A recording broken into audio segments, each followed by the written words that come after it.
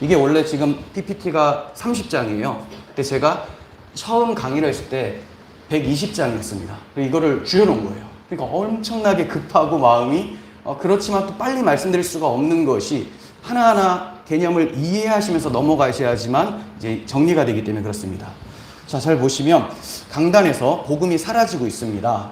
왜냐하면 복음이 무엇인지를 모르는 사람들이 너무나 많아졌기 때문입니다.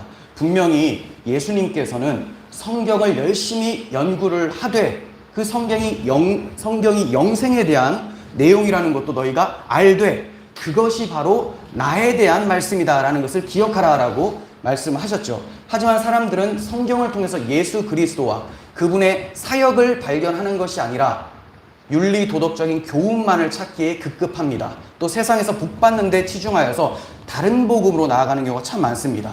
예수님께서 또 말씀하시기를 누가복음 24장 25절에서 미련하고 선지자들이 말한 모든 것을 마음에 더디 믿는 자들이요. 선지자들이 말한 모든 것, 선지서라고 크게 말씀을 드릴 수가 있겠는데 이 선지서의 모든 내용도 다 예수 그리스도에 대한 이야기였다는 거죠. 선지서에 보면 바벨론 포로로 이스라엘 백성들이 끌려가고 예루살렘 성전은 불타버리는데 이러한 것이 다 예수님의 대속을 나타내고 있었다. 바로 예수님이 성전이신데 그분이 불타버리시고 그분의 공로로 이스라엘 백성들이 70년 후에 돌아오게 된다는 것을 말씀하고 있었는데 많은 사람들이 모르고 있었다. 그래서 예수님께서 말씀하시는 것이 그리스도가 이런 고난을 받고 선지자들이 말한 모든 것이 바로 이 내용이다. 십자가 고난을 받고 자기 영광에 들어가야 할 것이 아니냐, 부활 승천하여야 될 것이 아니냐. 이에 모세와 모든 선지자들의 글로 시작하여 모든 성경에 쓴 바 자기에 관한 것을 자세히 설명하시니라. 그러니까 모든 성경이 예수 그리스도와 십자가, 복음, 사역에 초점이 맞춰 있다는 것을 예수님께서 말씀하셨습니다. 그러므로 구속사적 성경 해석은 자의적인 해석 방법이 아니라 예수께서 우리에게 이런 식으로 해석하라고 말씀해 주신 것이죠. 오히려 도덕적이고 교훈적인 것이 자의적인 해석이 될 가능성이 크고 또 도덕 교훈을 우리가 적용을 할 수는 있습니다. 하지만 이건 어디까지나 곁가지라는 거예요. 곁가지. 항상 핵심적인 그리스도 중심적인 해석을 하고 교훈을 얻어야 됨을 이제 말씀을 통해 보게 됩니다. 누가복음 24장 44절에서도 내가 너희와 함께 있을 때 너희에게 말한 바, 즉 예수님께서 공생의 기간 동안 많은 설교들을 하셨고 기적들을 베푸시고 또 그 기적을 해석을 해주셨습니다. 이 모든 내용이 바로 구약 성경의 말씀이었다는 거예요. 모세의 율법, 선지자의 글, 시편, 이것을 예수님이 설명해 주셨던 겁니다.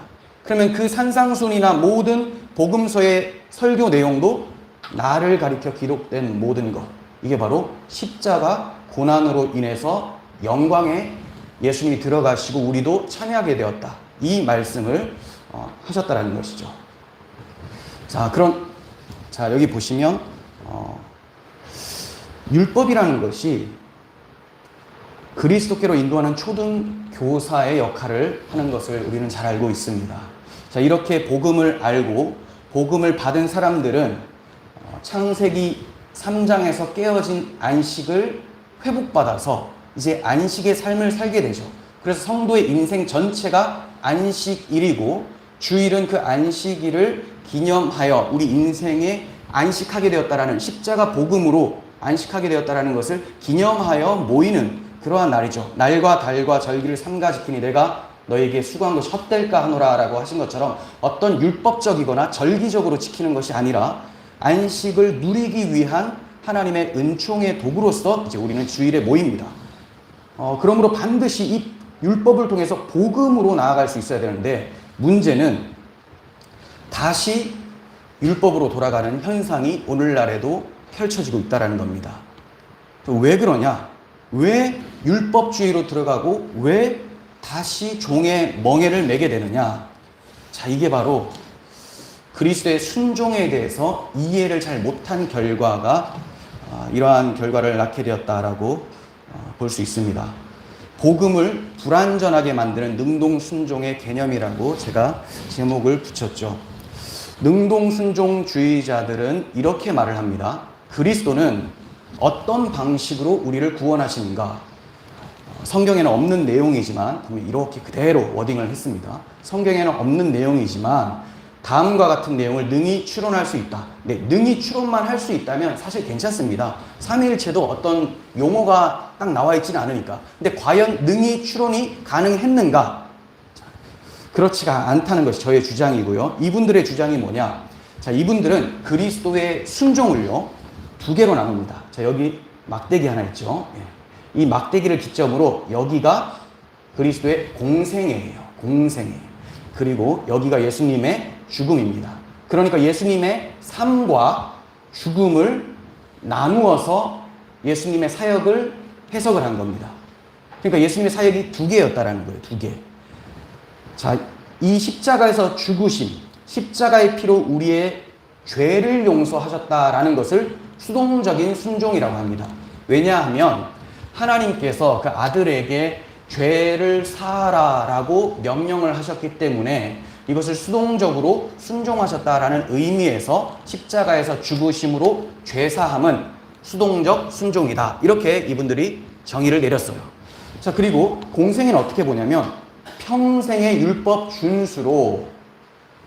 준수로 얻으신 의를 우리에게 넘겨준다. 전가해 주심으로 천국 영생을 누리게 하셨다. 이게 능동순종입니다. 그러니까 무엇이 분리가 되었냐면 예수님의 사역이 분리가 됐고 예수님의 순종이 분리가 됐는데 그것만이 아니라 교리적으로도 죄 용서와 칭의가 분리가 되어버렸죠. 죄 용서와 칭의는 구별은 할 수가 있지만 또 어떤 측면적으로 다른 표현으로 사용을 할 수가 있지만 이게 분리된다는 것은 있을 수가 없는 것인데 이걸 분리를 시켜버렸습니다. 물론 이제 그분들은 이게 분리가 아니다. 이런 측면에서 생각해 보자라고 말씀하는 것을 제가 잘 압니다. 하지만 결과적으로 분리될 수밖에 없는 논리를 가지고 있어요. 자, 이 점을 계속 보도록 하겠습니다. 자, 능동, 수동을 나누는 자들의 주장입니다. 제가 사실 이 두 분을 너무나 존경하고 또 많은 영향을 받았었던 신학자지만 그렇다고 해서 이분들이 완전할 수는 없죠. 우리가 존경하는 칼빈 목사님조차도 완전할 수는 없습니다.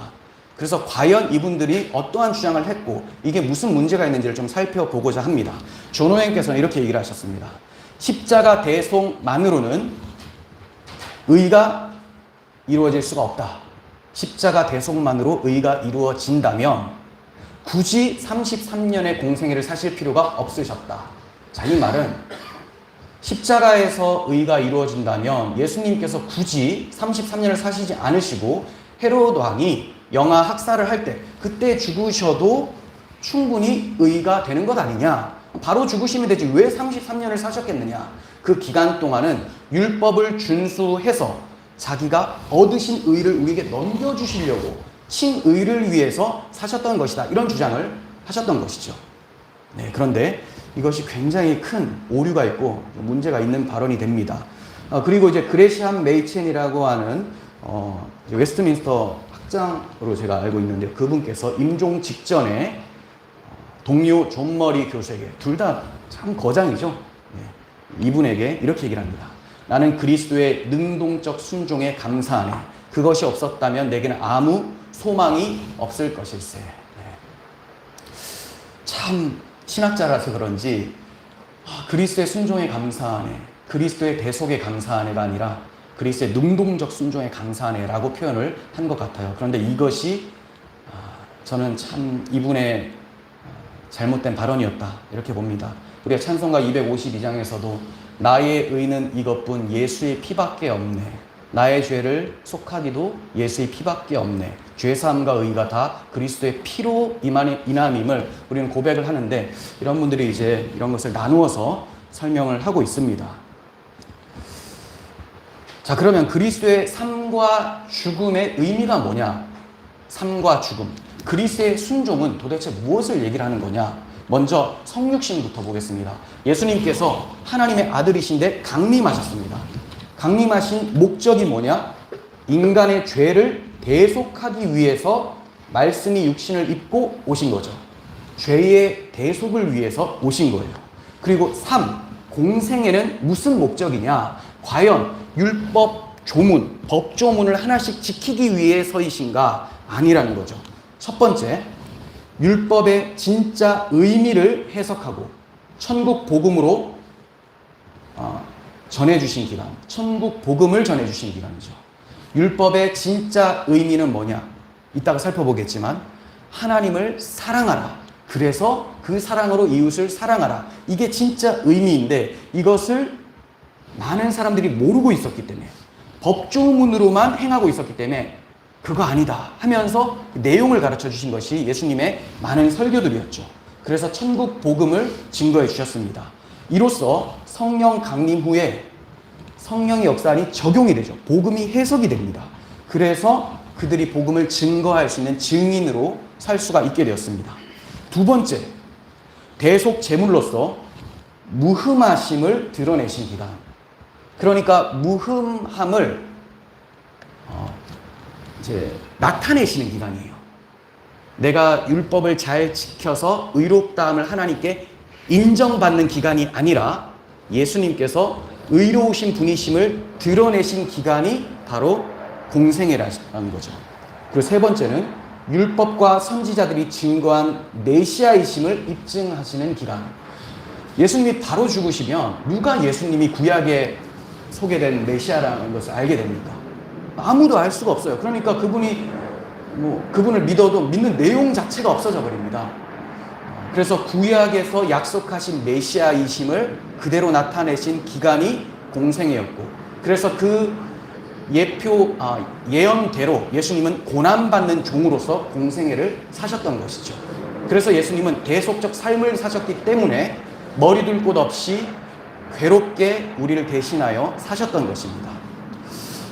자, 그리고 네 번째는 우리를 사랑하셔서 오셨고 사랑하며 사셨고 사랑의 완성인 대속 죽음을 향하여 나아가신 기간.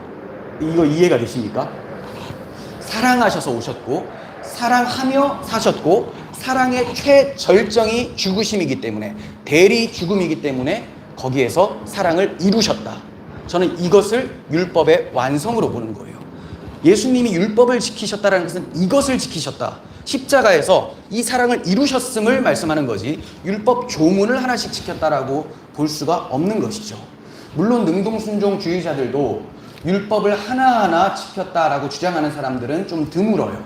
하지만 율법 순종이 무엇인지, 율법 순종과 십자가에서의 죽으심이 연결되어 있다는 것을 간과했기 때문에 분리를 시켜서 생각을 하고 있는 거예요. 자, 그러면 죽음은 뭐냐? 인간의 죄를 대신하여 십자가에서 단번에 영원한 제사를 완성하셨습니다. 완성. 자, 그리고 부활 승천, 사망 권세를 이기시고 하나님 우편에 앉으셨습니다. 하나님의 백성들에게 소망을 주신 것이죠. 그러니까 저는 지금 전개를 한 것이 예수님의 성육신과 공생애와 죽으심, 여기까지를 우리는 신학적으로 비하라고 하죠. 이 비하 전체가 대속을 위함이었다. 또 다른 표현으로는 율법 완성을 위함이었다. 똑같은 말이에요. 율법 완성이 곧 십자가에서 죽기까지 순종하신 대속이라는 거죠. 이 능동순종 반대쪽에서 서교수님 쪽, 그 합동교단 쪽에서 어떤 반박을 하고 이게 잘못됐다고 고발을 하시는데 저쪽에서 좀 오해하기 쉬울 정도의 좀 제가 볼 때는 좀 수정해야 될 표현들을 자주 쓰신다는 거예요. 수정이라기보다는 보완이죠, 보완. 그러니까 능동순종 쪽에서는 이 반대하는 쪽을 칭의를 거부하는 사람들, 칭의가 없어지고 죄사함만을 말하는 사람들로 오해를 한다는 거예요. 근데 저는 그것이 아니다. 이쪽의 주장이 단편적으로 보일지라도 의미는 칭의와 죄사함을 함께 주장하는 것이다. 이것을 제가 이제 설명을 하는 것이고 이것에 대한 표현이 율법 순종이 곧 십자가다라고 말씀을 드리는 거예요. 그래서 예수님이 율법 순종 안 하셨다 이렇게 하실 것이 아니라 율법 순종 당연히 하셨죠. 율법을 만드신 분이, 율법의 의를 가지신 분이 어떻게 순종을 안 하실 수 있겠습니까? 그런데 그것을 십자가로 드러내셨다, 완성하셨다. 예, 이 입장이라는 거예요. 좀 더 봅니다. 그럼 율법이란 무엇인가? 사실 율법 정리하기가 참 복잡합니다. 율법을 성경에서 여러 표현으로 말씀하고 있습니다. 계명이라고도 얘기를 하고요. 규례라고도 얘기를 하고 또 율례, 법도라고도 합니다. 조금씩 차이는 있지만 그냥 율법을 나타내는 표현이에요. 저는 이것을 딱 잘라서 이것은 이거다라고 한다면 그게 이제 좀 위험에 빠질 수 있는 요소가 된다라고 판단을 하고 있습니다. 보통 우리가 율법이라고 할 때는 창세기 19장부터 이제 20장에 정확하게 주님께서 말씀하시면서 십계명을 받을 때 그때부터 율법이라고 생각하는데 이 율법을 받기 한참 전에 아브라함이 율법을 지켰다라고 성경은 말씀하고 있습니다. 창세기 26장 5절 보시면 이에 아브라함이 내 말을 순종하고 하나님 말씀을 듣습니다. 그리고 그 말씀의 그 내용들, 명령과 계명과 율례와 법도를 지켰다. 그러니까 흔히 율법을 표현하는 모든 것들을 아브라함이 다 지킨 것으로 말씀하고 있죠. 우리가 볼 때는 어떤 10가지의 계명이 있어야 될 것 같고 의식법들 이런 것이 있어야 될 것 같은데 이런 것이 없던 상태에서 아브라함이 다 지켰다. 이렇게 말씀을 하고 있다는 거예요. 그럼 그가 지킨 것이 무엇이냐? 자, 아브라함이 지킨 율법은 시내산 율법 받기 전에 아브라함은 율법을 다 지켰다라는 건데 창세기 22장 16절부터 봅니다. 내가 나를 가리켜 맹세하노니 하나님이 맹세하시는 것은 언약, 복음밖에 없어요. 복음.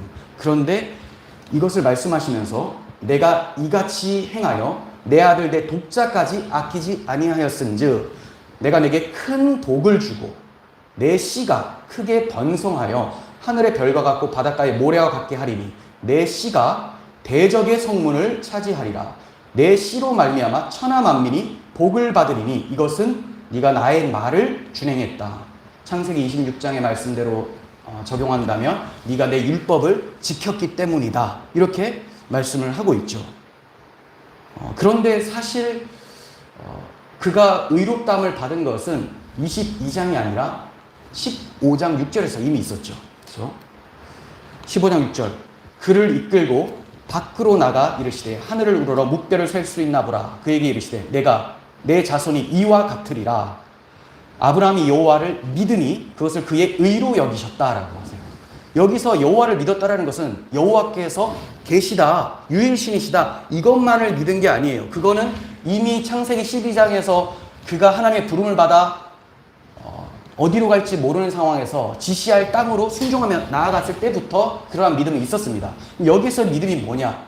앞으로 하나님께서 내 자손이 하늘의 별과 같고 바닷가의 모래같이 많게 해주시겠다라는 그 언약을 믿었다라는 거죠. 언약.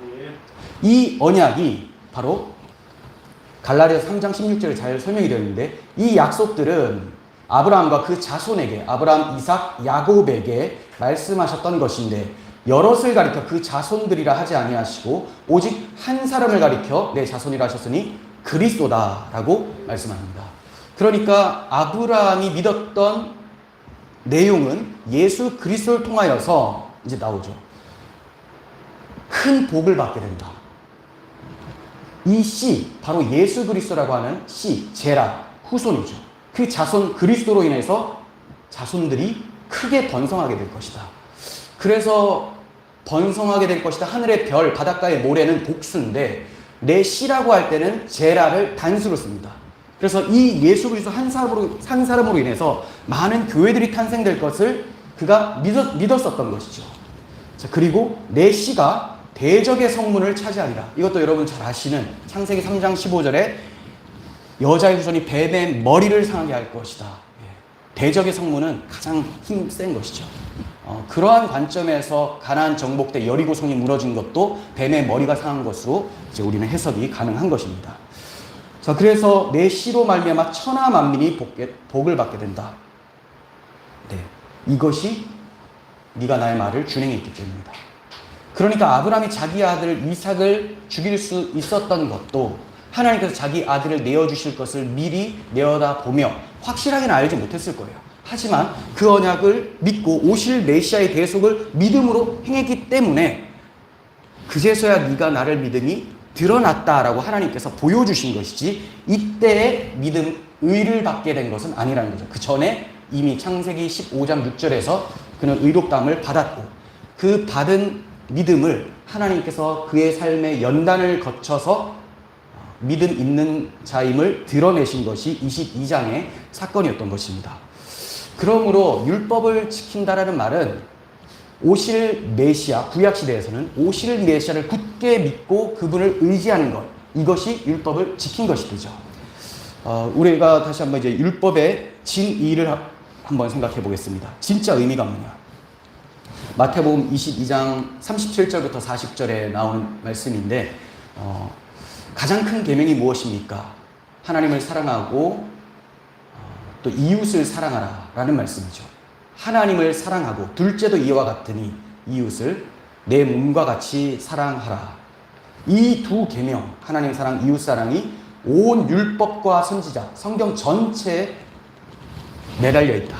그러니까 이 두 계명, 하나님 사랑, 이웃 사랑, 한마디로 사랑이 모든 성경을 딱 메어 달고 있다. 이렇게 말씀을 하고 있는 거죠. 강령은 매달려 있는 걸 얘기합니다. 로마서 13장 8절에서 남을 사랑하는 자는 율법을 다 이루었느니라. 예수님이 우리를 사랑해 주셨죠. 죽기까지 사랑하셔서 다 이루셨습니다. 사랑은 이웃에게 악을 행하지 않습니다. 그러니까 간음하지 말라, 도둑질하지 말라, 거짓말하지 말라 하지 않는 것이 중요한 것이 아니라 사랑하기 때문에 안 하는 것이 중요한데 이 사랑의 본질을 빼버리면 그냥 도둑질 안 하는 것으로 나는 의롭다라고 착각을 한다는 거예요. 그래서 예수님께서 사랑이 곧 율법의 완성이다라는 것을 그의 공생의 가운데 가르쳐 주셨고 바울이 이것을 깨닫고 해석하여 설명을 하고 있는 거죠. 그러므로 사랑은 율법의 완성이다. 그러면 그 사랑의 가장 최고점이 어디냐? 사람이 친구를 위하여 자기 목숨을 버리면 이보다 더 큰 사랑이 없다. 십자가에서 보여주셨습니다. 그래서 제가 십자가에서 죽으신, 이것은 단순히 죽는 그 사건만을 얘기를 한 게 아니죠. 오셔서 사시다가 죽으신 이 전체가 바로 율법을 지키신 것이고 이게 율법의 완성이다라고 말씀을 드리는 겁니다. 자, 그렇다면 여기까지만 말씀을 드려도 십자가에서 죽기까지 우리의 모든 죄를 다 사하여 주신 것이고 또 그것이 다른 표현으로는 율법을 완성하신 것이니까 율법 완성이 우리의 의가 되는 것이죠. 그러니까 하나의 순종의 두 가지의 의미가 측면적으로 나타나고 있는 거예요. 양측면으로. 예수 그리스도의 십자가에서 죄사함과 또 다른 측면인 의가 발생이 되어진다는 거죠. 그러면 죄사함은 뭐냐? 하나님의 공의 앞에서 받아야 될 죄값을 예수께서 치러 주신 것을 죄사함이라고 하는 것이고 거룩하신 하나님 앞에 나아가는 측면을 얘기를 하는 것이 칭의라는 거예요. 칭의. 그러니까 이것은 동절의 양면처럼 딱 붙어 있는 것이지 죄사함을 받았으니 받은 상태에서는 이제 아무것도 없는 상태다. 그러니까 의를 입지 못하면 안 된다. 이런 개념이 아닙니다. 죄사함이 곧 바로 칭의를 말씀을 하게 되는 것이죠.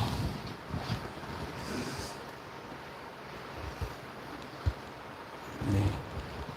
로마서 8장 1절 보시면 그러므로 이제 그리스도 예수 안에 있는 자에게는 결코 정죄함이 없나니 이는 그리스도 예수 안에 있는 생명의 성령의 법이 죄와 사망의 법에서 너를 해방하였음이라. 네, 율법이 우리가 타락했기 때문에 죄와 사망의 법으로 여겨지게 됩니다. 지킬 수가 없기 때문에. 그런데 그리스도 예수 안에 있는 십자가의 복음으로 그 생명을 주는 성령의 법, 성령께서 복음을 적용시켜 주시는 그 법, 그 율법이 이제 돌판에 있는 것이 아닌데 마음판에 새겨졌을 때 이게 생명이 되어진다. 그러면 우리가 율법에서 해방이 된다. 율법의 정죄 아래에 있지 않고 그 법이 내 마음에 새겨졌으니 이제 얼마든지 다윗처럼 주의 법이 내 입의 꿀송이보다 더 답니다라고 고백을 할 수가 있게 되는 거죠. 율법이 육신으로 말미암아 연약하여 할 수 없는 그것을 하나님은 하신다. 율법이 무엇을 못해주냐? 연약하여 할 수 없다. 죄인이기 때문에 율법이 이 죄인들에게 의를 가져다 줄 수가 없다. 율법 자체는 의인데 죄인에게 이게 적용이 안 된다.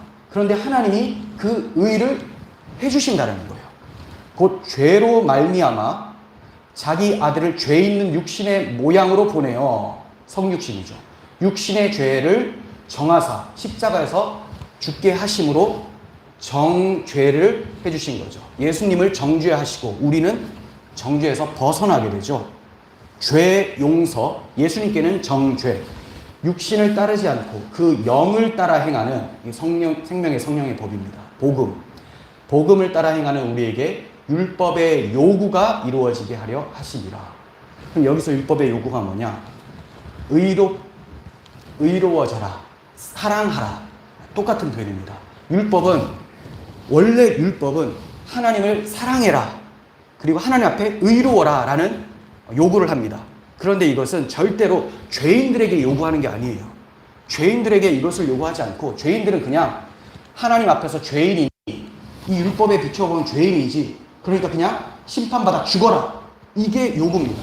그 율법은 두 가지를 요구해요. 죄인에게는 죄의 형벌을 받아 죽어라 라는 요구, 그리고 의인, 죄가 없는 상태, 아담의 상태죠. 처음 아담에게는 하나님 사랑하라 라는 요구를 합니다.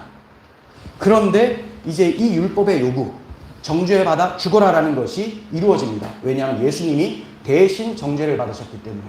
그리고 이제 영을 따라 행하는, 복음을 따라 사랑의 법으로 살아가는 사람들은 율법의 요구가 이루어지죠.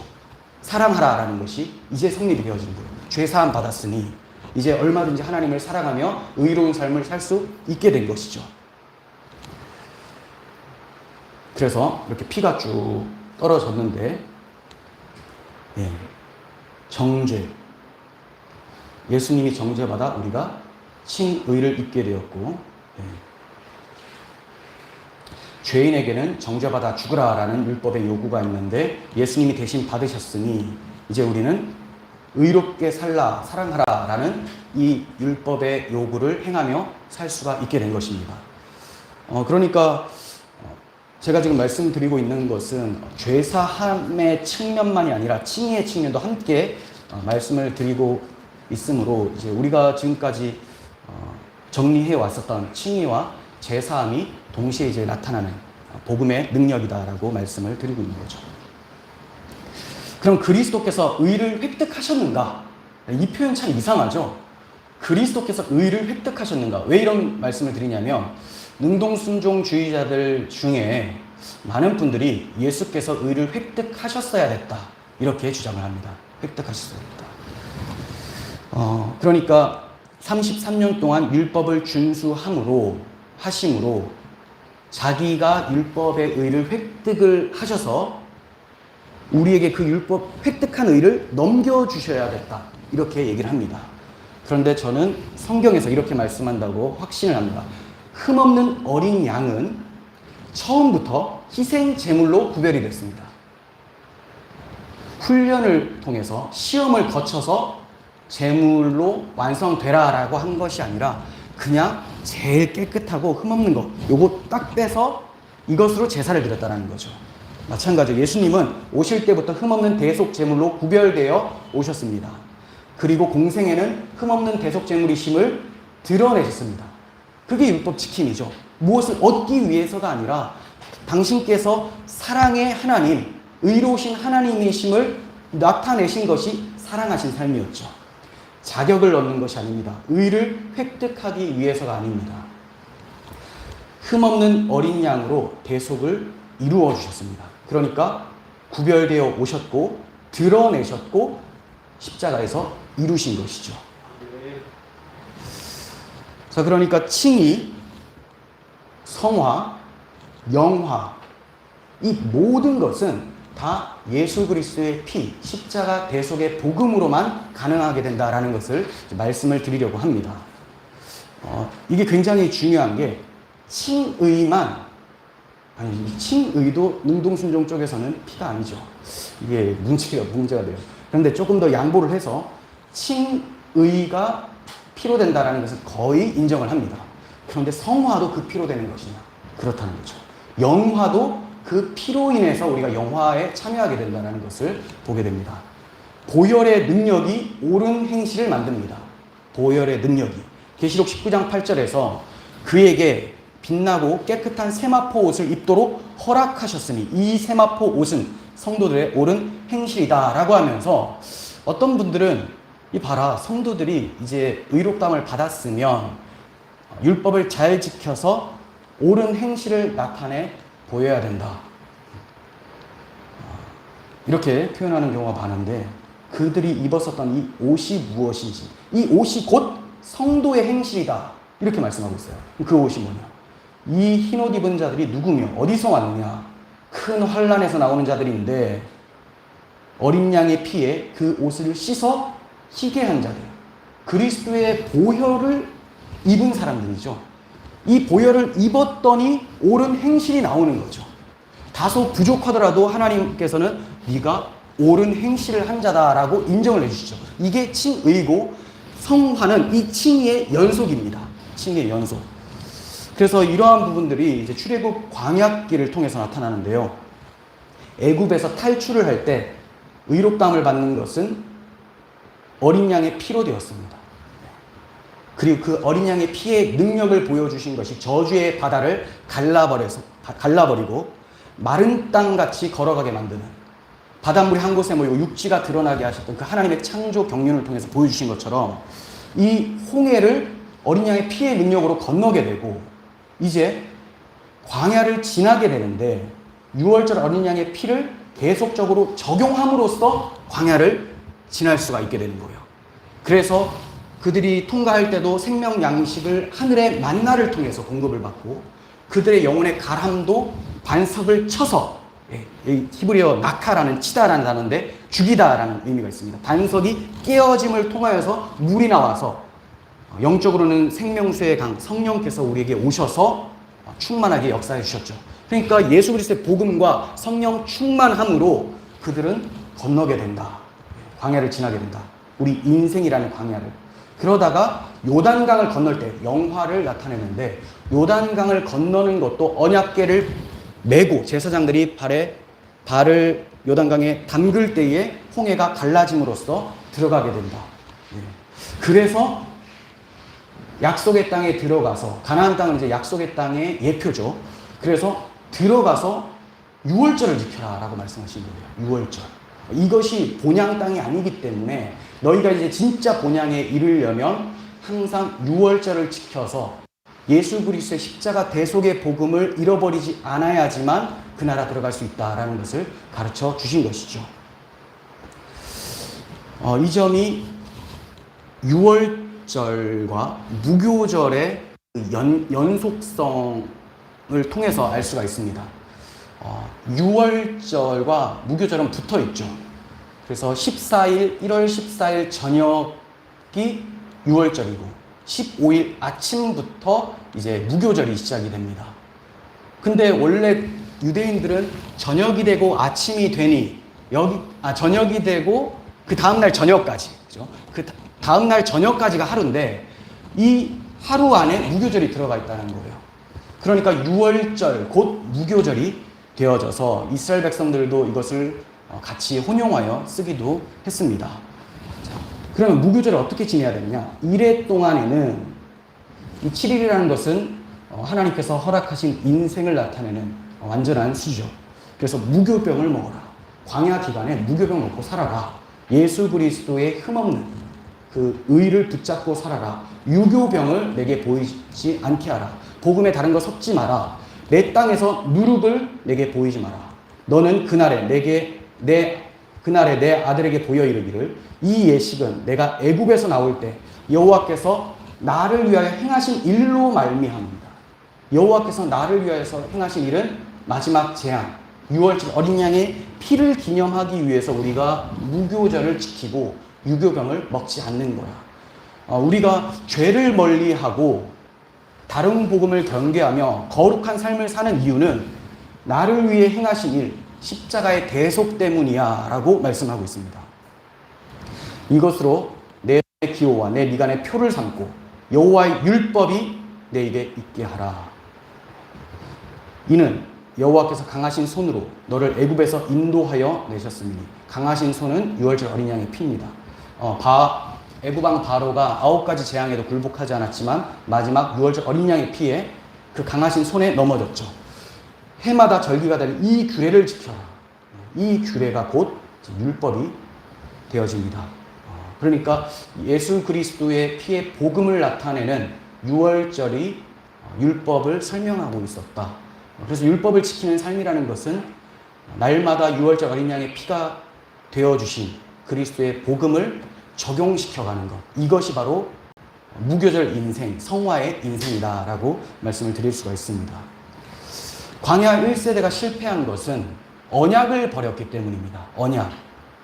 어떤 분들은 율법 조문을 지키지 않아서다 이렇게 또 평가를 하는데 그게 아니라 언약을 버렸기 때문에 도덕이 무너지는 거죠. 복음을 버리니까 도덕이 무너지는 거죠. 행위 문제가 우선적인 것이 아닙니다. 그러니까 우리의 초점은 어디냐? 예수 그리스도를 바라봐야 됩니다. 예수 그리스도. 에덴 동산에서 하나님께서 선악을 알게 하는 나무를 먹지 말라고 하셨어요. 먹지 않을 수 있는 능력이 어디서부터 나오냐? 생명나무를 바라보면서 나의 생명이 하나님께 있구나. 이것을 인식하고 그 하나님이 생명이시고 그 하나님이 선악의 기준이 되시는 분이구나. 그럴 때에 그가 말씀에 즐겁게 순종할 수가 있게 되죠. 히브리서 기자는 우리에게 이렇게 말씀합니다. 믿음의 주요 또 온전하게 하시는 이인 예수를 바라보라. 믿음의 주인이라는 겁니다. 예수님이 우리 믿음의 주인이기 때문에 우리의 믿음을 시작하시고 주님 날아갈 때까지 보존하시는 분도 예수님, 우리의 성화의 삶도 이끌어내신 분이 예수님이기 때문에 바라보라라고 합니다. 그는 그 앞에 있는 기쁨을 위하여 십자가를 참으사, 그러니까 그냥 예수를 바라보는 게 아니라 십자가에서 참으신 예수 그리스도의 사랑을 바라볼 때, 또 우리가 피곤하여 낙심하지 않기 위하여 광야 행진길에서 엎드러지지 않기 위해서는 이같이 자기에게 거역한 일을 참으신 예수 그리스도를 생각하라. 복음을 붙잡지 않으면 성도들의 성화는 절대로 일어날 수가 없습니다. 일어나는 것처럼 보일지라도 그게 바로 외식하는 행동이 되어진다는 거예요. 그래서 자기는 처음에 예수 믿을 때는 너무 감격스러웠는데 왜 신앙생활 하면 할수록 이렇게 무겁지? 율법 지키는 것이 왜 이렇게 힘들지? 이 답이 복음을 계속 적용하지 않고 이제 칭의가 끝났으니 성화를 이루어보자 하면서 율법 조문으로 나아갔기 때문이라는 거예요. 우리는 율법을 지켜 행하는 것이 복음에 있음을 알기 때문에 복음을 붙잡을 때 우리의 성화의 삶도 나타남을 믿습니다. 자, 능동순종의 의를 주장하게 되면 율법에서 복음으로 나아갔다가 다시 율법으로 돌아가게 돼요. 이쪽으로 나아가지 않은 건 아니에요. 원래 이것을 주장하는 사람들도 새신자 교육이거나 또 전도를 할 때는 예수 그리스도의 십자가로 우리를 구원하셨습니다. 이렇게 얘기를 합니다. 그런데 이제 더 나아가서 이 사람이 예수님을 믿었다라고 판단이 되면 이제부터는 무엇을 가르치냐면 율법 잘 지켜서 하나님께 영광을 돌리십시오. 어차피 죄는 더 이상 우리에게 형벌을 가져다 주지 못합니다. 예수님이 다 가져가셨으니. 그러니까 두려워하지 말고 열심히 지키십시오. 이게 굉장히 사람을 혼란스럽게 만드는 표현입니다. 그럼 율법을 지키다 보면 또다시 무거워지거든요. 그런데 그럴 때마다 걱정하지 마세요. 예수께서 다 가져가셨습니다. 그렇지. 또 이렇게 정신 승리하고 또 나아가다 보면 또 지워진다는 거죠. 이거 왜 그러냐? 율법 지킴이 무엇인지가 정리가 안 되었기 때문에 나타나는 현상이라는 거예요. 이분들은 율법의 진짜 의미를 망각한 채 율법 조문을 행함을 의로운 삶으로 여기게 됩니다. 그러면 여전히 율법의 종살이가 되어져요. 그래서 예배 때도 10계명을 낭독을 해요.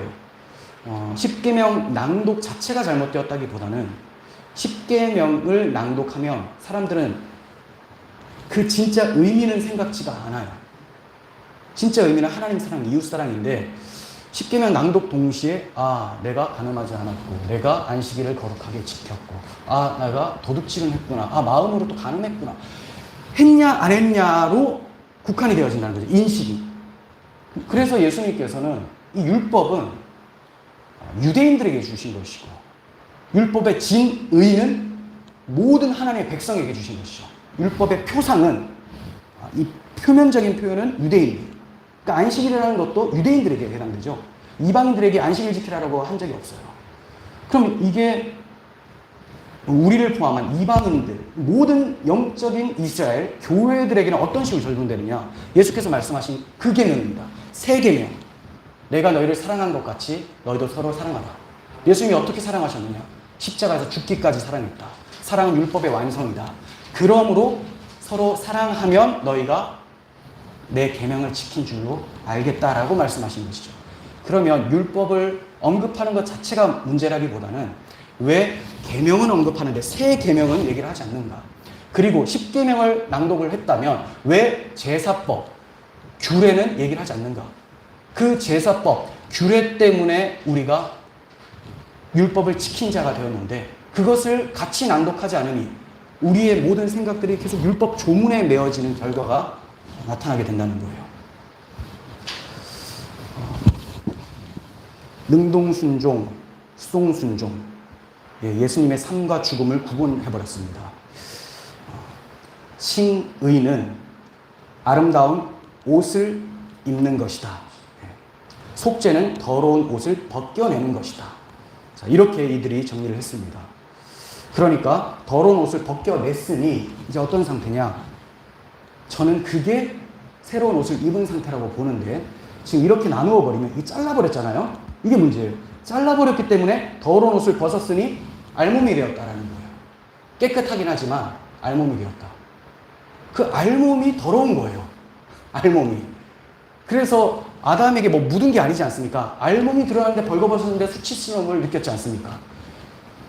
더러운 죄를 벗겼다라는 것이 곧 의를 입었다라는 건데 잘라버리고 더러운 옷을 벗겨냈으니 알몸이 되었다. 그대로 두면 안 되고 뭔가를 입어야 된다라고 얘기를 합니다. 그래서 옷을 갈아입는 거 이렇게 잘라버렸죠. 근데 십자가의 본래 뜻은 피가 떨어지면 그 피로 죄 씻음이 발생하게 되고 피로 씻었으니 이건 이제 제가 그림으로 표현하는 게 좋을 것 같아서 말씀을 드리는 건데 샤워기에 예수 그리스도 피가 쫙 나오는 거예요. 그럼 나의 오물들이 씻겨졌습니다. 그럼 내가 알몸이냐? 아니라는 거죠. 피가 나를 씻었기 때문에 벌겋게 옷을 입은 상태라는 겁니다. 이것이 우리의 의가 된다는 거죠. 그러니까 이게 절대 나눌 수가 없어요. 영 단번에 우리를 깨끗하게 해주셨기 때문에 그것이 의다.